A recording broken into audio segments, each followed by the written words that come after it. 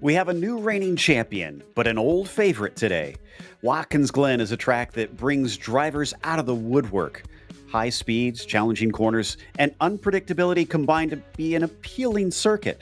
Let's see who opens up the season with a win as we get ready to watch round one of the Lotus 79 Sunday Grand Prix Series. And you'll see it all live here on the Global SimRacing Channel. Hi, I'm Joe Peak, and joining me in the booth is Jake Sperry. Behind the scenes, our director, Christian Duploy, and he's using cameras provided by Dougie Beard. This upstate New York track has changed a bit in layout over the years, so let's head to our GSRC track guide.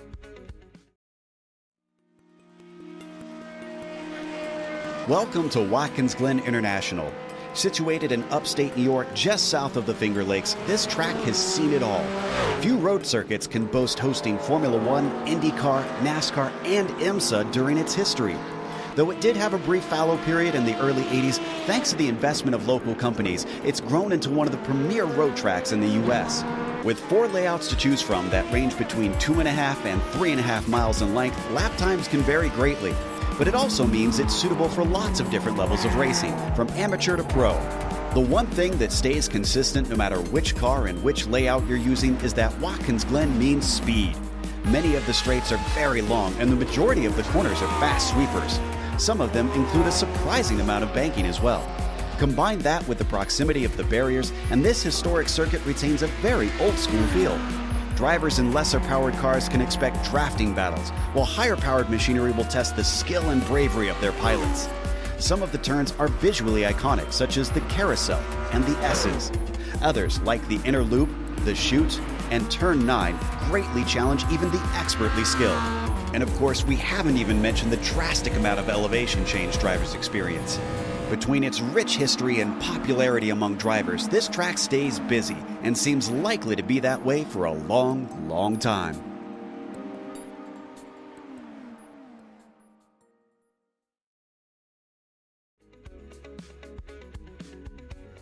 You can see a very fast and flowing circuit, and certainly has brought not just the drivers but the fans as well, Jake.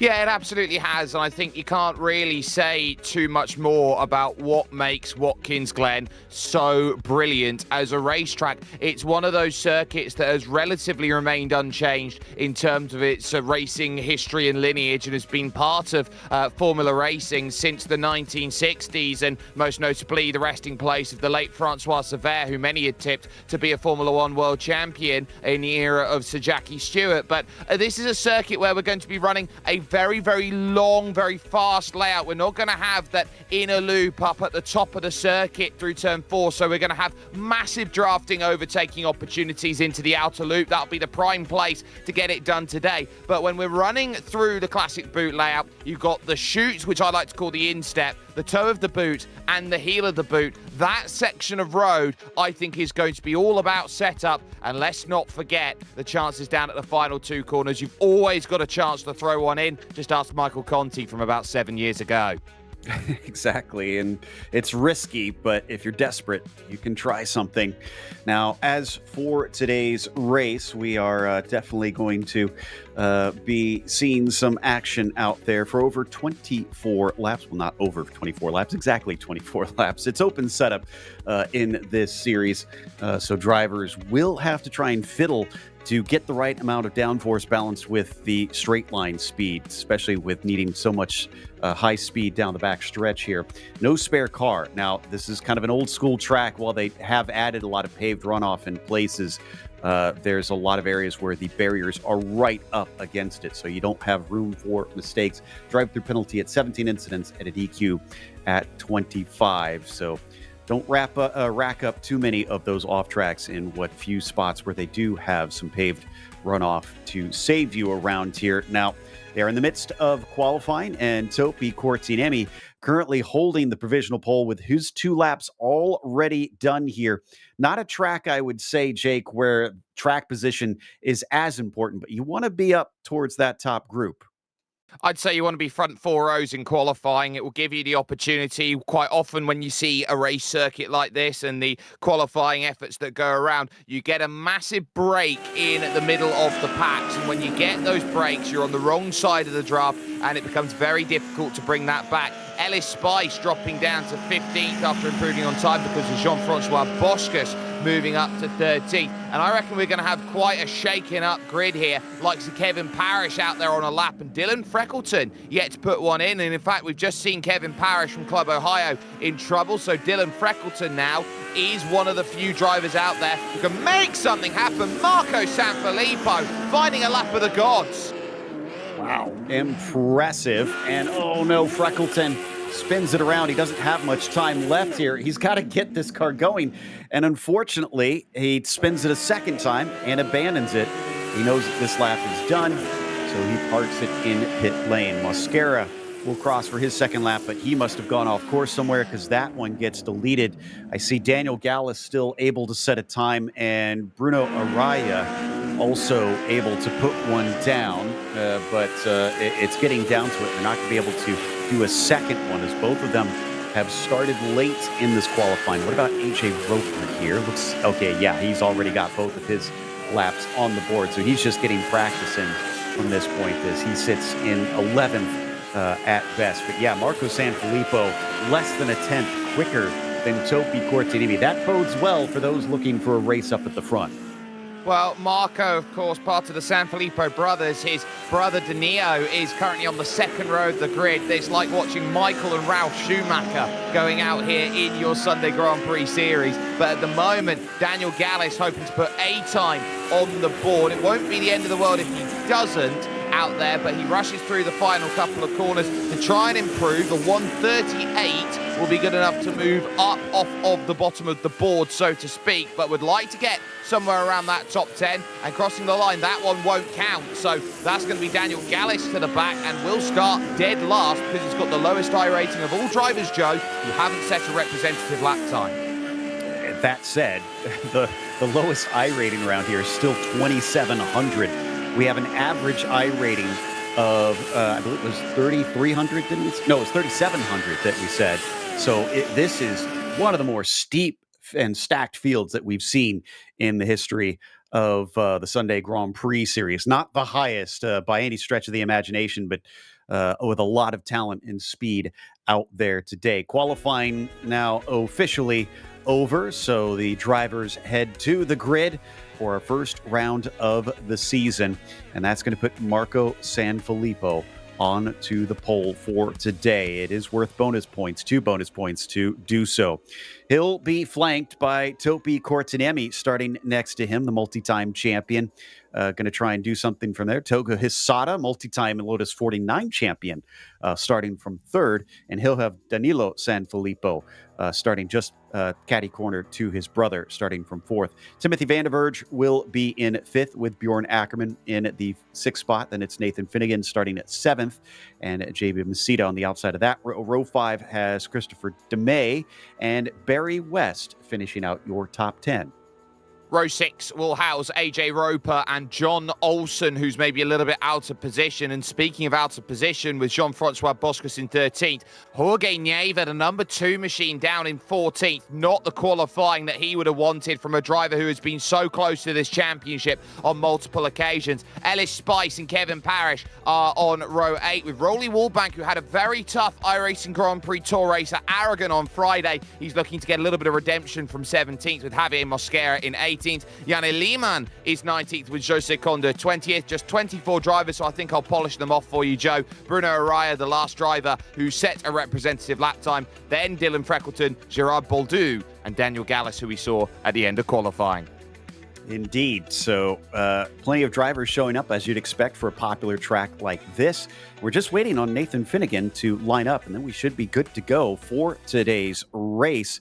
It is 88 Fahrenheit on the track, so warm enough to get those tires going, but not too hot that they're going to cook those things off quickly, which is good with them abusing them through these fast corners here today. A couple seconds left. Finnegan might have to start from pit lane. No, he plops the car out there, thankfully, with such a good start on this one. He needs that good track position, and we're going to get going as the lights now come up, the engines rev, and the green flag is out. Sanfilippo is off like a shot and running away. Cortiniemi is under threat as Hisada might be able to take that second place away down into the 90, but he gets covered off on that corner behind him. They now filed through. Oh, we get a car that has contact after the turn. Other cars going to pile in, but it looks like most are able to avoid the carnage. Timothy Vandenberg turned around, and we've got Barry West upside down heading up to the S's. So those two drivers out of the race then in the early stages, and it was always going to be a tiptoe effect as they charge through, looking for those gaps and overtakes the best that they possibly can, but driving through into the corner. Finnegan just about holding off Christophe Demay. Full position with Roper behind and John Olsen looking to chase on down. Carnage at the start, but at least near the front, it seems like they found single file pretty quickly. Finnegan off the corner, like you said, holding on to that 6th spot, but very much under pressure from Demay still at this stage, although Demay goes very wide on the entry down into the toe of the boot. On through the sole, he gathers that back up as he diamonds off the exit and gets the speed back. Up to Masita here in 5th place. He's in a fight with Danilo Sanfilippo to try and crack into the top 4. He gets close up into turn 9, but nothing doing through there. Yep, it's very difficult, and Masida, keeping out the barriers. How has he managed to keep that going? He goes for a roller coaster ride, trying to keep that there, but he will lose the place to Demay, and might lose another one back on the inside here, as there tries AJ Roper for place, not going to find it. Welcome back, 1 week off, and a new season starts, and already we are seeing these drivers trying to hold everything they can together. Now, GSRC replay off the start. Timothy Vandenberg took a tiny tap. Barry West there, up and over, and look at the way he flips. Real shame to see, and that's going to put him out of the race. Nothing he could do from there. I think he's trying to take some repairs in pit lane, but I doubt we'll see him return in such a short event. Vandenberg officially out of this one, as we got Condi in pit lane for some reason as well. JV Masita now down in the 6th position, and a little bit of a fight with Finnegan, who managed to sneak his way by since we were looking at that replay. And yeah, my goodness, Sanfilippo with a big moment there coming off the corner. Yeah, so for the likes of Marco Sanfilippo trying to navigate that 1 second advantage, Danilo Sanfilippo finding himself back in 4th position. He's looking for a way through. But what we do note with Jose Conde and the issues that he had, he also found the barriers at turn 1 on the inside, just in the back half of the field. Christophe Demay up the hill, looking towards the left of turn 9. It's off camber through here, so you're always trying to put the power down as early as you can, but it's so conducive to spinning the tyres by being a little bit too early and having that track fall away. Understeer also a problem through that section of road, but Demay through the final section, hoping that they will not go bowling here at this point as Marco sets the fastest lap of the race. Topi Cortinemi, worth noting this out here, Joe, actually had to ask about 2 minutes before the start of the race itself, how much fuel do I need to get to the end? That's never a good sign. It's atypical for Cortinemi. I mean, sometimes he will show up with a little lack of practice and still shockingly fast, but Usually he knows about how much is needed for there. Meanwhile, I think Masita here is going to be able to make a pass on Finnegan. And yes, easily slipstreams by. We'll start to see a lot of that here without the chicane in that part of the track in this layout. Olsen fighting with AJ Roper, and things getting awful tight, going defensive down into the chutes. AJ Roper is looking to be aggressive. John Olsen also out there, with Olsen now making that pass. The aggressiveness comes out of the way that they wash out from the exit. Roper just wasn't in a position where he wanted to yield, pretty much holding it right up against the tyre, but having to brake a little bit earlier than what John Olsen could. He's proving that he's got pace and he wants to get close. And speaking of which, just in front, JB Masada is having a wonderful race. Now he's going to the outside, contact in the background. Roper hard into the barriers. And he collects another car. It looks like Bjorn Ackerman, who we couldn't quite see. There he is in the background trying to get the car going once again. Things, and what happened with Masita? He goes way off course and he's going to park it. Wow, so a lot going on in a very short space of time. So Masada went in through the corner, and I wonder if he's had a technical issue as he's ran through the corner there. It's not often that you see someone go in like that. He was having a wonderful drive, and I think he's had a technical issue that's basically said, I've got to stop the car. And there's a lot of drivers now out of the race, which means it's completely blown apart, this top 10, as now Togo Hesada stays patiently in the Martini. They're just behind Topi Courtiniemi. We'll take another look here with AJ Roper. I think he just got a bit too aggressive here with John Olsen in front. You can see he's trying to pick up a run here, try and get to the inside. Oh, and Olsen just rides the curb, full Tony Hawk style ollie, and I think Bjorn Ackerman just gets spooked and goes the wrong way.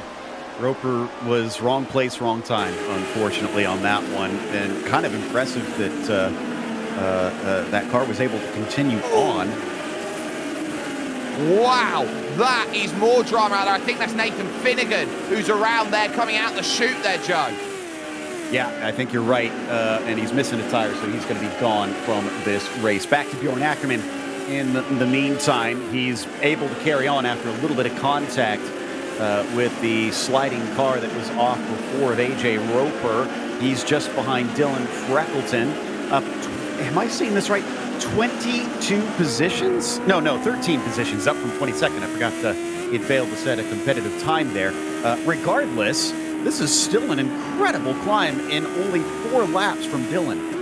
Imagine starting 22nd, and then by lap 4's end, you are 9th in this one. He is flying and looking to get another one. Jean-Francois Boscus next on the hit list, hitting the brakes in towards the 90, which used to be the first corner, but in the other direction. So that's something to keep in mind. So this is what happens to Nathan Finnegan, just overcooks it on the side. And, well, mamma mia, you can see with the ABBA sponsorship on the side of the car, he goes around again. So now we've got 4 cars officially out. Barry West was able to repair his machine impressively and is back out there. These cars about to lap him soon, but in the meantime, Bjorn Ackerman has Mosquera going through the inside of the outer loop. Has to give him a little bit of space as he dodges to avoid. That'll give him the inside coming down into the chute, and the battle rages on all the way down to the laces before Mosquera has to give up the ghost. Well, Mosquera here just not able to put himself into the right place at the right time, running that traditional Persona 3 livery car out there, and he is certainly hoping that he can get what he wants out of this and find that extra position on Unicorn Power in front. Bjorn Ackerman, who has been going from straight to straight. Freckleton sends a little bit of a message to the inside of Jean-Francois Boscus, unable to find the move that he really wants, and as such, they continue on their way as they run through the penultimate corners. It's a wonderful bit of battling we've got at the front, by the way. It is a duel of fastest laps between Marco Sanfilippo and Topi Courtiniemi.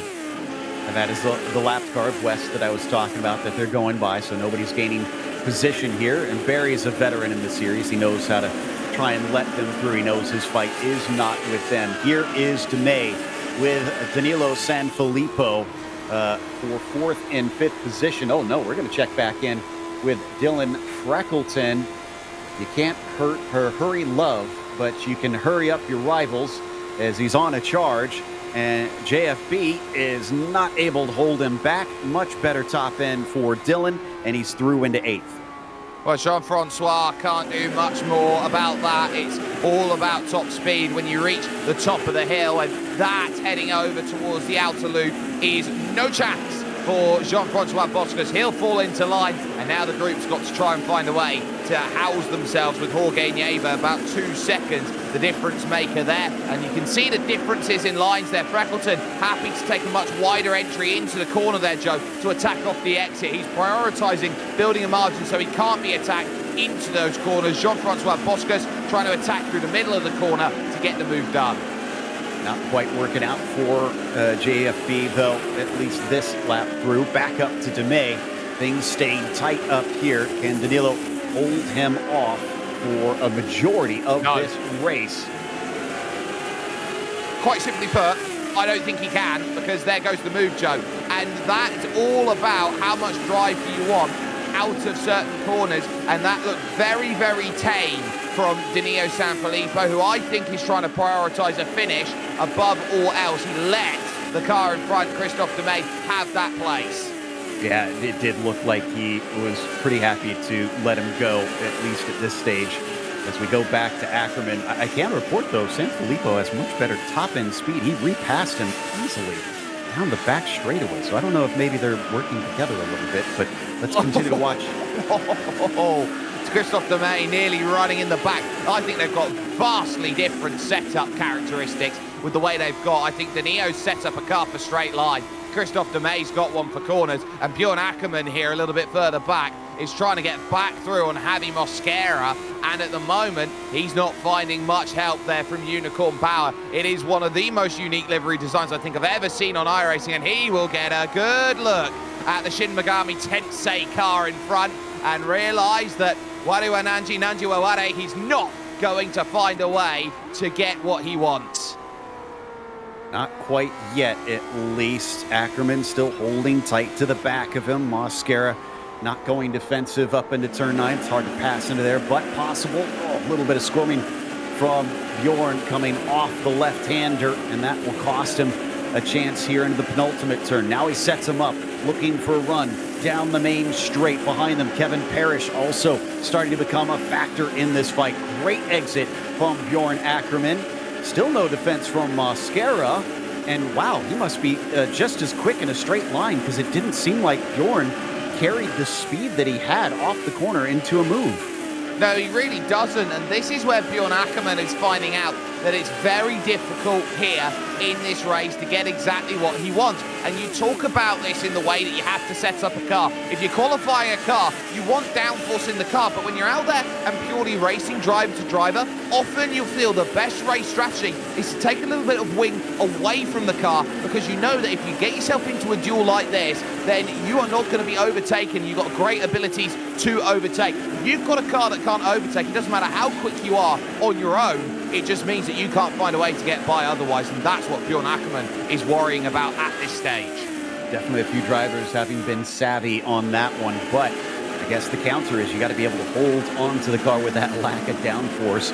Seems like Sanfilippo is able to do that now that he's back ahead of DeMay. Now, I kind of want to stick with these guys onto the front straight. I wonder if Danilo intentionally let him by because he knew he would breeze past him. If maybe this is a strategy call from him to just keep him in check.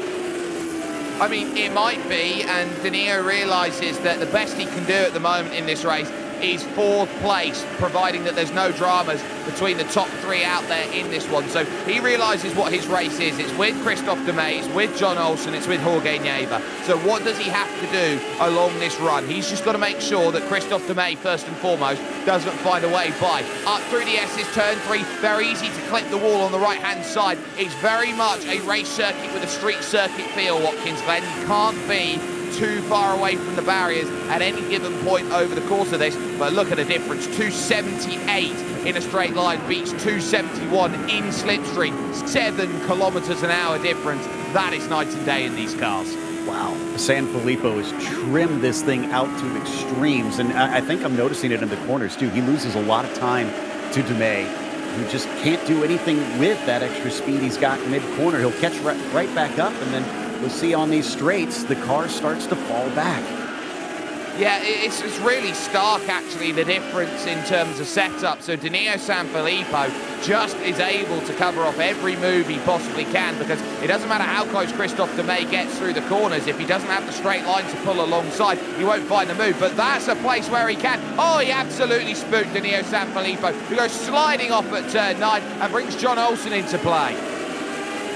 Well, that's one way to do it for sure. Demey now tries to run away. He's got that clear air, and he needs it to try and stretch himself out as far as possible ahead of Sanfilippo, who's just going to reel him in on the straightaways. If Sanfilippo gets attacked by Olsen, though, that could slow him up as well. Let's see what it looks like between them now they exit the 90.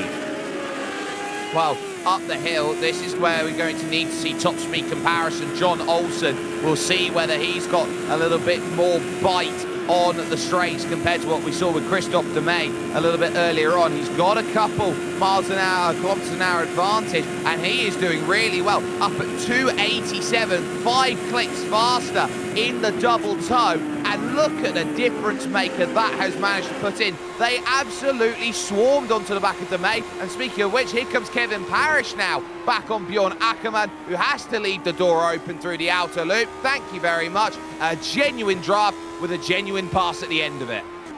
Parrish now up 5 from where he began on this one, just outside of the top 10 at this stage. Can he catch up to Mosquera, who's the pink car that you just saw a flash of up the road ahead of him? And this one's going by quite quickly. We're almost to the halfway mark now. Yeah, this has been flying by quite fast, and Marco Sanfilippo, your race leader here, has just been keeping Topi Cortiniemi at a frustrating arm's length of between 1.1 and 1.3 seconds here in this race. Marco setting the fastest lap of the race, and what is funny is that they'll credit it to Topi Cortiniemi, but they both did a 1:31.531 on that last lap. So for, I would say, 10,000ths of a second, the difference there, that Topi Cortiniemi was marginally faster on that last lap. That is amazing that they're that tight on pace.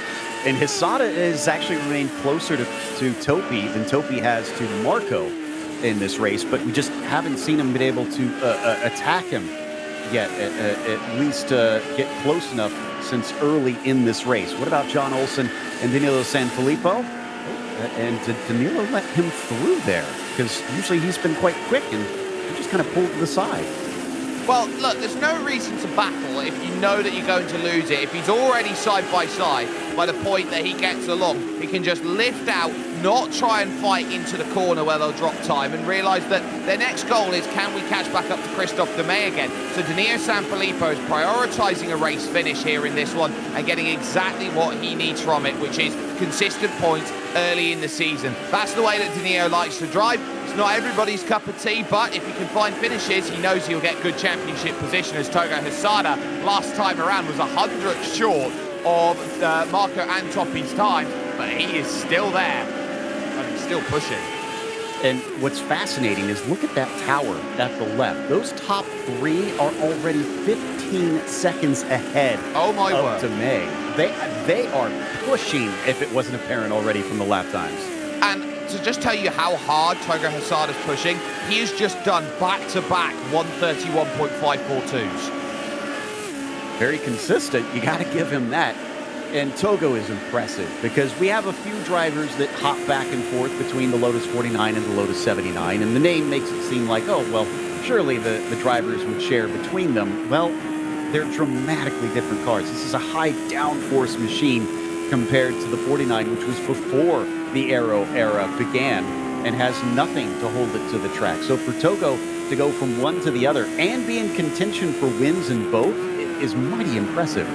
It really is. You've got to consider as well what time it is in Japan. It is very, very early in the morning, and a lot of what Togo Hisada is and the way that he races, he says very much, this is the part of the season where I do have that ability to go and race this because I don't have to worry about school so much. Say, for example, next season or the season after, he won't have such a luxury to race on a Sunday night into a Monday morning, Joe, just because of the fact that he'll have other obligations which are more important to him.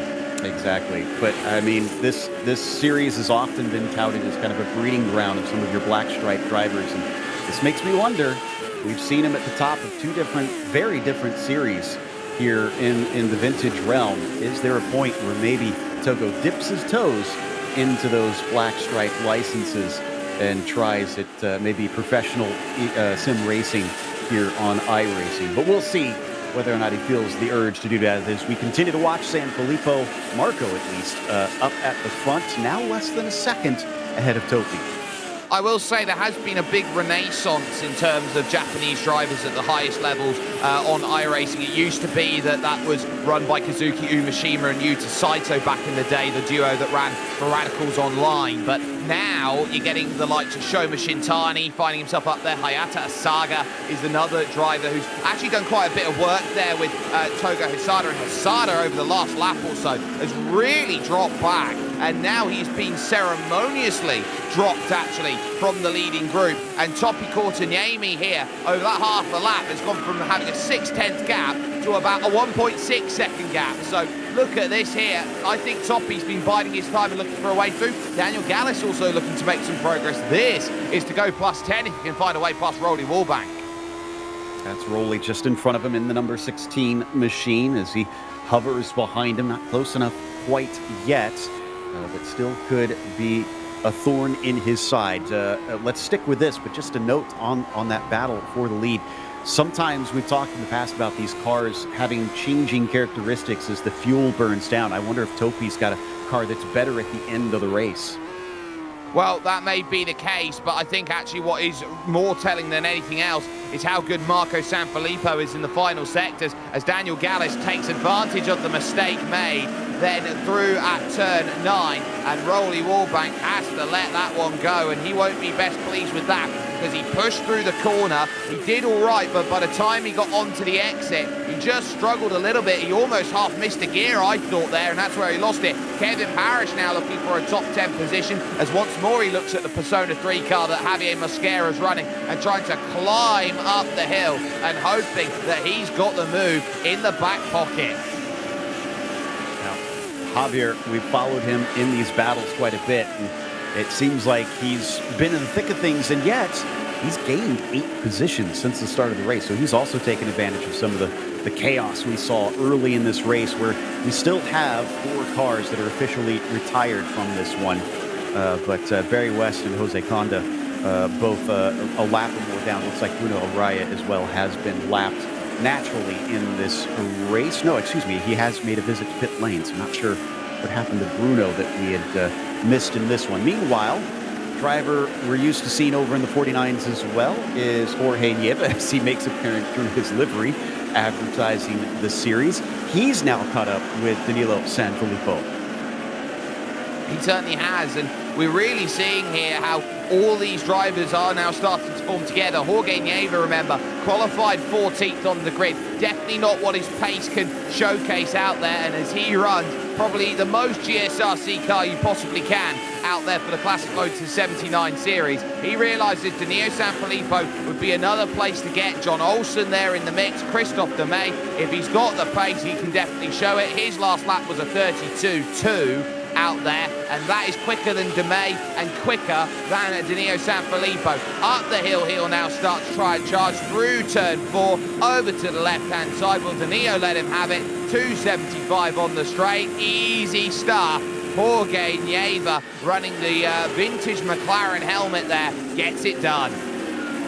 Bit surprising with how fast we know that Danilo is in a straight line. So Jorge Nieva now up to P6 with that move. Also a driver who's gained 8 spots since this the beginning of this race. And up next on his list is going to be John Olsen, who is ahead of that blue and white machine. That's Bruno Araya, who I was talking about a little bit earlier. So lapped car now separating he and is next on the list. Not a lot has changed up at the front other than Topi's lost a bit of time. It's about 1.4 seconds, so not a whole lot of drama worth checking in up there. Instead, we're going to look at Parrish versus Mosquera once more from the battle for a top 10.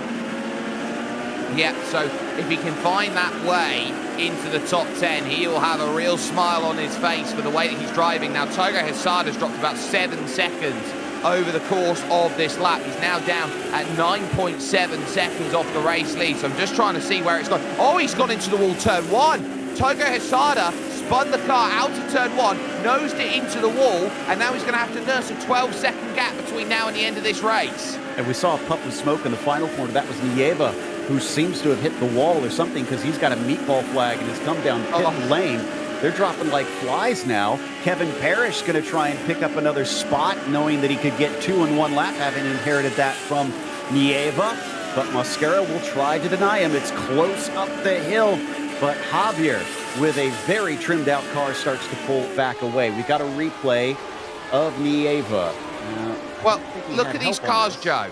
This is where it's important. They're trying to run so low to get the ground effect here that the moment they go over the curbs, and that curb over at turn 10 is not necessarily known as one that's going to snap your car left and right, but when you're running such low ride height as these drivers are, trying to get that effective bounce, it's going to give you that extra bit of suction that goes under the car through the ground effect system and allow for that downforce and that speed.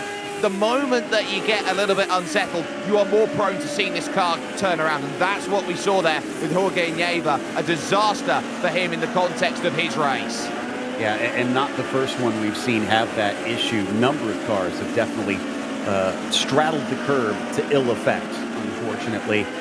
So watch out for that. If you've got anybody watching up on the box for you, they're probably letting you know, don't go over either side of the curb, either one or the other. Togo Hisada's mistake is the same thing and hits the wall significantly. He's still in third because they built up such a gap. In fact, we didn't see damage on the car. And now Mosquera is in. Out. Yeah, he's had contact with Parrish in the final corner, and he's completely had the rear left tyre torn off as he hit the barrier, the safer barrier at the final corner. Look at him, 3 wheels on my wagon.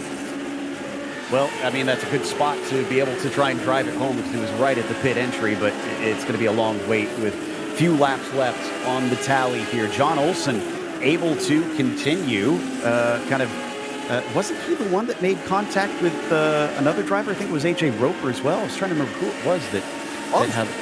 Wow, so he survived twice coming together with other cars. He's put a lot of zip ties on that thing.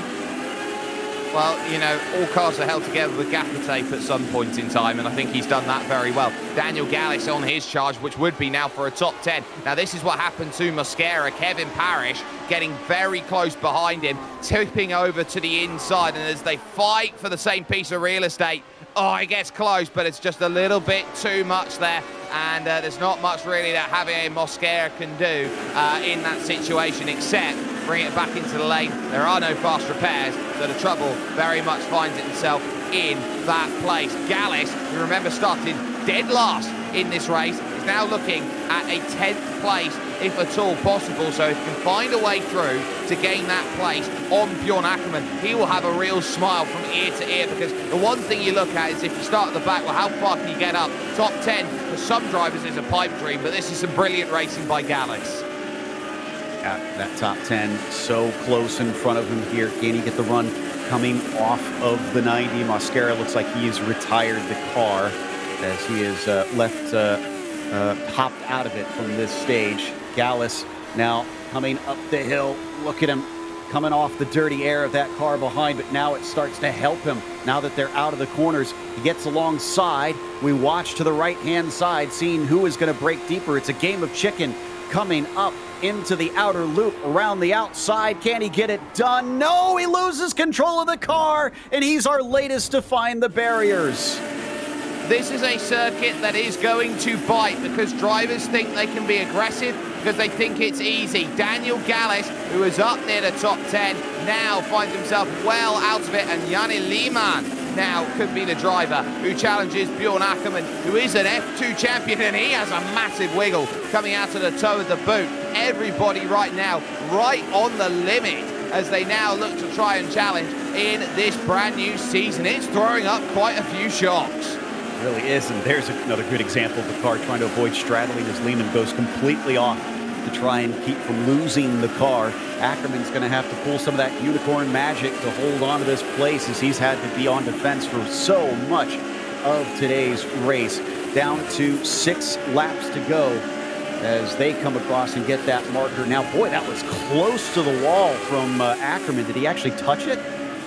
Well, I don't think he got close enough to actually making contact, but he was very much taking about 90%, 95% of the margin that he was allowed there to go through that section. Back up the hill again, they will charge through the S's and through turn 4, which is your setup. But Yanni Lehmann here, I think, doesn't necessarily have too much that he can throw. Both of them going for a conservative setup here that allows them to use the downforce available on their machinery, and we'll get that a lot from drivers who are a little bit further down in the order, Joe, who want to prioritise finishing the race above anything else, and they will run naturally a little bit more downforce out there just to give themselves that guarantee.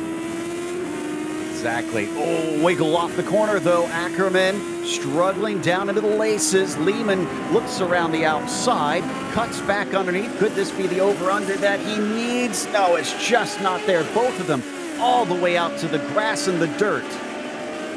Well, all the way there, but all the way back, you've got to start thinking more. Yanni Lehmann here is trying what he can for a top 10 finish, and he gets close up the hill once again into turn 9. He is realizing that Bjorn Ackerman is not stable in front right now. Another bit of slide on the torque power, trying to put it through those rear tires, and he is not having much fun there at the moment. Over aggressive to the curve on the inside, but look at how he builds that gap. The confidence Bjorn has in comparison to Yanni Lehmann. Yanni is able to follow, but he is not able to get close enough to make that move just yet. The cracks are showing. Oh, that was a poor exit coming off of the 90. This is what Lehman needed, but going side by side up through the S's is a difficult task, even in these cars. They know it. He backs off, maybe looking to try and line himself up for the backstretch. He now starts to reel him in bit by bit, but he stalls out, and Bjorn Ackerman's lack of downforce once again saves him. Tries to get his nose in, looks down to the inside. Ackerman says, no, you don't, and chops down. Oh, there's a bit of smoke there, so something's gone on with the car in front. I wonder where that sort of come into play, and it is. It's Kevin Parrish who's come out of 9th position into the barriers, and as such, Lehmann now gets himself in the top 10. Wow, so another change there late in the race from our mid-pack. The 9, I think, struggling to carry on. We got a replay of what happened here. Well, look at it. It's all on his own. He does have the black and orange mechanical flag there, Joe, so he is going to have to come down into the pits, but he will not have the time to just hold it. Oh, he's just in too early. Catches a little bit of drift, and by the time that he's got that straightened out, there is no room at that speed, and that's why the inner loop was put into this circuit, because otherwise you've got no way of saving yourself at what is a very hectic place to have incidents like that. Yeah, sadly, in the real world, it took a loss of life for them to eventually add that chicane in. But these drivers don't have to worry about that in the sim world. Lehman falls off the back of Ackerman for a little bit. Can he regroup? Ackerman trying to get the throttle down better this time through so he's not under threat. And it looks like he did get it.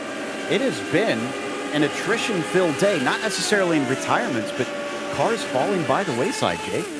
Yeah, it really has, and this is where it's been a struggle streak. These drivers are looking to try and get back up to grips here with what has been a car and a track which you look at and go, well, you can absolutely go out there and make the moves, but when you've got a car that can be very twitchy in a straight line, and you've got these very fast, very flowing corners, all of them parabolic in style, in the sense that you've got to throw it in through the corners, not really a big stop and start. It's all about carrying the momentum. It's about feathering that throttle. How early can you put the power back down? And that's where we've been seeing a lot of the troubles here, with drivers just being a little bit too eager, trying to get themselves dialed back in. I reckon it'll take them about 2-3 weeks, and then we'll see business return as usual. Another little look to the inside by Yanni Lehmann. That's not there for 9. Yeah, let's stay here because this is definitely the more exciting battle. There's that curb once again. Bjorn keeps it from spinning off. The car yawed sideways all the way through turn 9, and yet he still doesn't give up the spot. But what I was going to say is Toka Hisada's damage has put him about a second and some change slower than Tomei.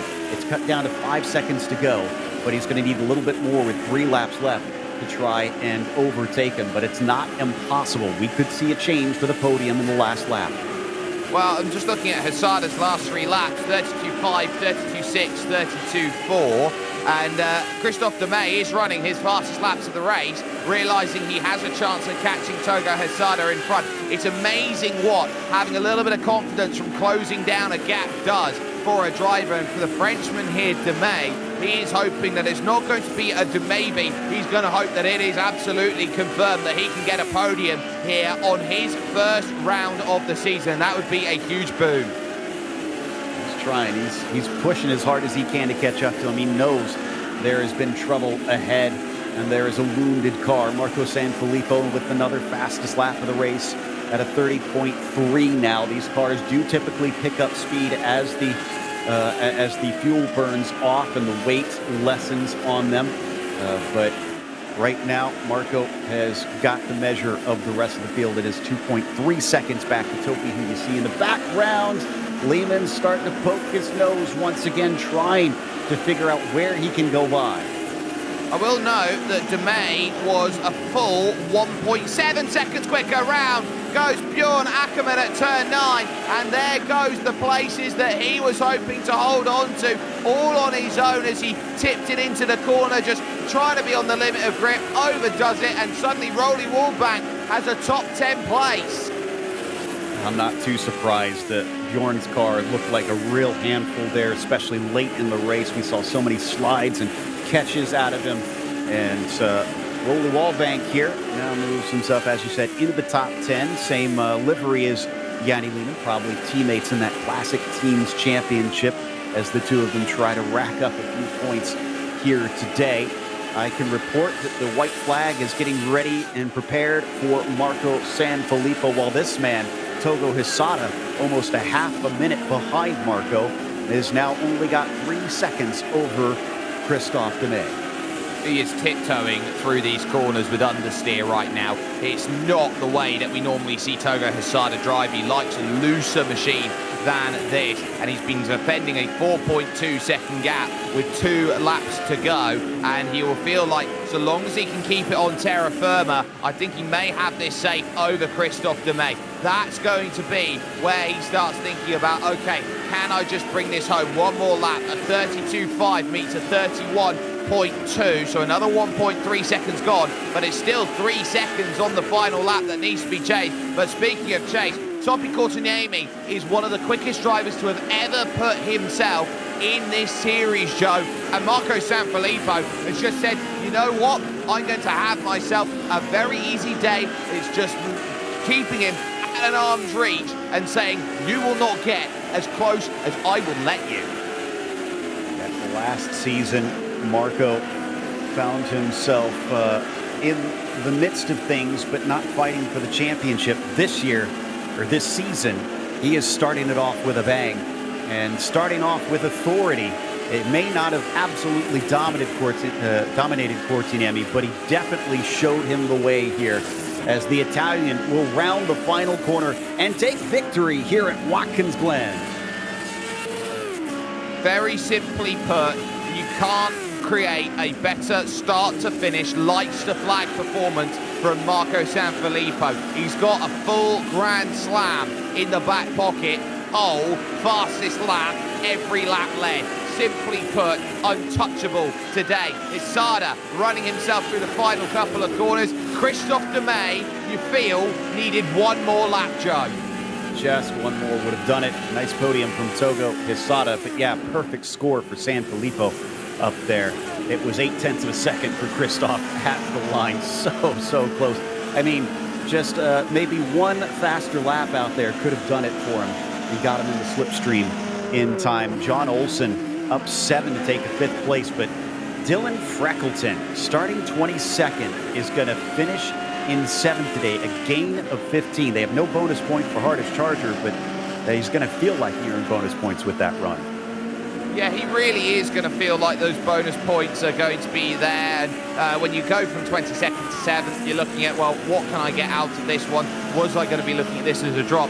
Now he's thinking, that's a great base to work off of, and now I can try and build for what is this next phase, which is going to be coming up.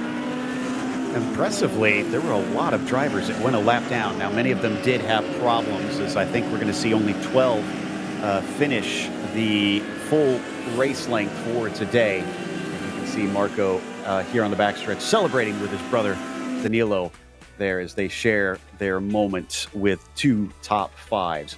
Well, let's go through our finishing order, and Marco Sanfilippo, as we said, is your winner here today. Topi Kortiniemi was P2, followed by Togo Hisada. A bit of a distant third, although that really doesn't tell the whole story until his mistake. He was within the clutches of those two up at the front. Christophe Demey just short of getting onto that podium in fourth as John Olsen gets a top five. Danilo Sanfilippo, apologies, I was thinking he was one higher. He only gets six. You remember he had a little bit of a mistake earlier on and also gave up a few spots. I think maybe he should have fought a little bit harder up there. Dylan Freckleton finished behind him in seventh, and Jean-Francois Boscus was P8. Jana Lehmann, P9s from starting 19th. Nice job there. And Rolly Wallbank rounds out your top 10.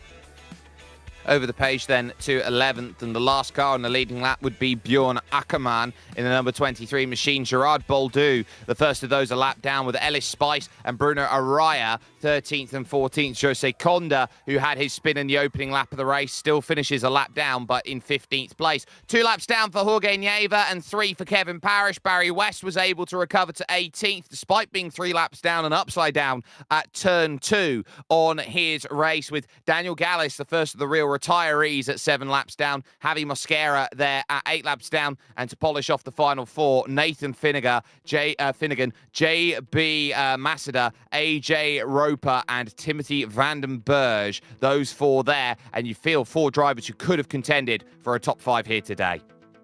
There's a few aggrieved drivers on this one. I'm watching the chat in the sim, and there's a few that feel hard done by, which is understandable since it was a bit sloppy at times between drivers, and as well as just some losing it completely on their own, unfortunately. But this is a new season. There's always going to be some growing pains out there, and I'm sure we'll see them work it out since this is such a close-knit community after the race. Anyways, as we take a look at a few of the highlights while we wait for some of our top finishers to show up. And Barry West is one of those, I think, understandably feeling a bit hard done by. Yeah, Barry's going to be one of those drivers, I think, that you sit down and goes, he's someone who loves being in the races. AJ Roper, another one who just finds himself an absolute bystander. And I think you get the understanding, and I think Barry West actually has just summed it up quite perfectly in the InSim chat. Some people, let's win the race turn 1. You can't win the race on the opening lap of this one. But my word, have we seen so many sim racers in the past, Joe, just lose the race on turn 1 by being too aggressive. You got to have time to build into races like these, and you can't go out there expecting to win the world pretty much from corner 1 of a race of this length. Looks like we've got Togo ready to talk to us. Very curious to hear his thoughts on trying to limp that car home, because that was a hard hit to the inside. So let's see if we can grab him in a bit here, because Togo had a big smash out of turn 1 partway through the race, and then managed to bring it home still in that 3rd spot after building such a lead. Togo, what was the car like after you made contact with the wall? We were kind of impressed that you were not only able to carry on, but didn't lose that podium. Yeah, just I'm still amazed. Just a little bit wide at the exit of the car, and the both tires left ground under the crash into the wall. Hopefully, no suspension damage, but both wings, front wing and the rear wings have damage, and the no barely understeering, and the no straight line speed after that. So it's really tough. Amazing that you brought it home as well as you did. Before that, you were holding on well to Topi and Marco. Do you think you could have given them a challenge later in the race if you hadn't made that mistake, or was that 3rd place kind of set?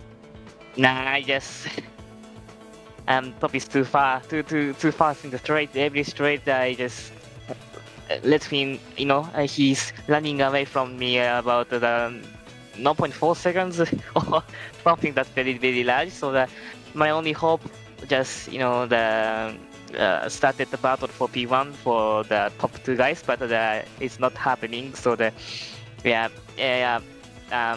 actually, I think if I spun or if I keep it going, but the result it's about the same, I think. Yeah. That's understandable. You still show amazing pace, both in the 49s and here in the 79s. We often will see the pro licensed drivers come and race in this series. Have you ever given thought to trying for any of the iRacing Pro Series? Yeah, actually I did the F4 championship last year.